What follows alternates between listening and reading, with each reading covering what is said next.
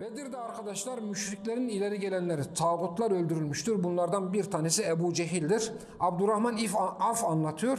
Ensardan 2 tane genç geldi diyor. Çelimsiz mi çelimsiz? Biri sağımda biri solumda diyor.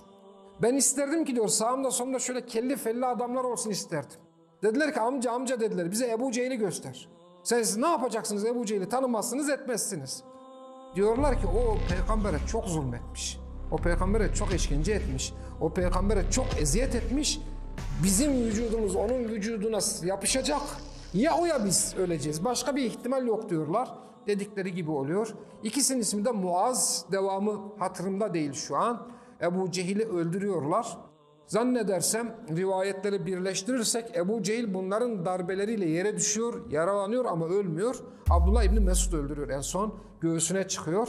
Diyor ki Abdullah İbni Mesud'a ey koyun çobanı diyor. Sen çok yüksek bir yere çıktın diyor. Hala kibrinden, hala büyüklenmesinden, hala istikbarından bir şey kaybetmemiş Ebu Cehil öldüğü son noktada dahi.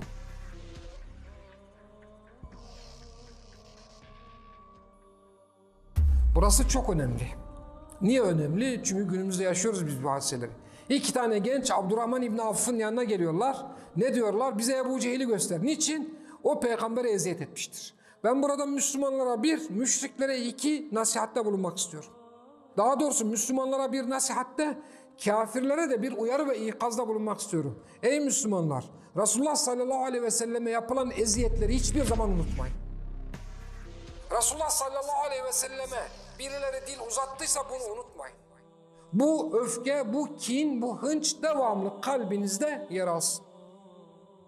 Eğer bir yerde Resulullah sallallahu aleyhi ve sellem tahkir edilmiş ise, eğer bir yazar, bir karikatürist Resulullah sallallahu aleyhi ve selleme hakaret etmiş ise, eğer birisi bir gün bir yerde Resulullah sallallahu aleyhi ve sellemi diline almaya, onunla dalga geçmeye, onunla alay etmeyi cesaret etmiş ise, siz bunu kalbinize yazın, hiç unutmayın. İşte Bedir günü o 2 genç bunu hiç unutmamış. Ensardan görmemişler bile. Demek ki hicret ettikten sonra duymuşlar.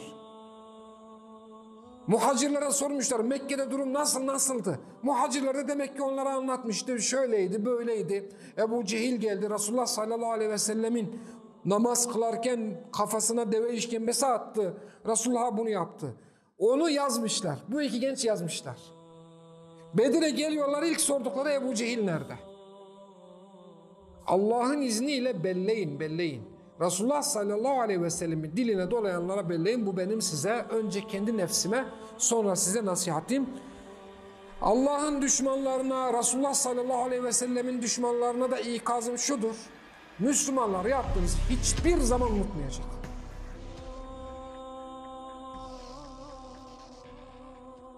Bugün kendinizi güvende hissedebilirsiniz. Bugün kendinizi huzur içinde hissedebilirsiniz. Bugün kendinizi tağutların size sağladığı emniyet altında hissedebilirsiniz. Ama Müslümanlar sizin Resulullah sallallahu aleyhi ve sellemin karikatürünü yapmayın. Resulullah sallallahu aleyhi ve sellemin ailesiyle dalga geçmenizi, Resulullah sallallahu aleyhi ve selleme hakaret etmenizi Müslümanlar hiç unutmayacak.